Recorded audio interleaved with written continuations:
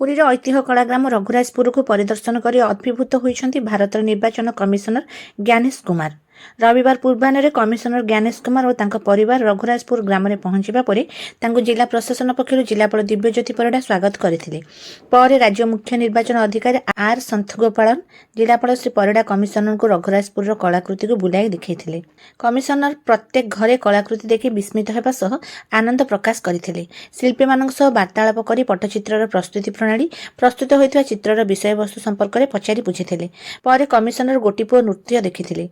ନିଜ ପ୍ରତିକ୍ରିୟାରେ କମିଶନର ରଘୁରାଜପୁରର କଳାକୃତି ଓ ଗୋଟିପୁଅ ନୃତ୍ୟ ଦେଖି ଅତ୍ୟନ୍ତ ଖୁସି ଓ ଓଡ଼ିଶା ଭଳି ଏକ ପ୍ରାଚୀନ ରାଜ୍ୟରେ ଏଭଳି ପାରମ୍ପରିକ କଳାକୁ ପ୍ରାଧାନ୍ୟ ଅତ୍ୟନ୍ତ ଆନନ୍ଦର କଥା ବୋଲି କହିବା ସହ ସମସ୍ତ ଶିଳ୍ପୀ ଓ କଳାକାର ନମସ୍ୟ ବୋଲି କହିଥିଲେ। ଏହିଭଳି ସୁନ୍ଦର କଳାକୁ ଭାରତର ଜନସାଧାରଣ ଦେଖିବାକୁ ଓ କଳାକାରଙ୍କୁ ଉତ୍ସାହିତ କରିବାକୁ କମିଶନର ମତ ଦେଇଥିଲେ।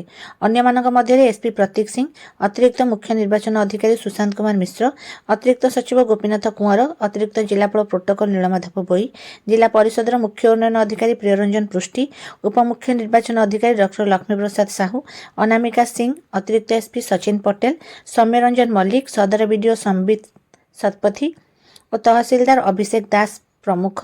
ଅଭିଷେକ ଦାସ ଓ ଅନ୍ୟାନ୍ୟ ଜିଲ୍ଲାସ୍ତରୀୟ ଅଧିକାରୀ ପ୍ରମୁଖ ଉପସ୍ଥିତ ଥିଲେ।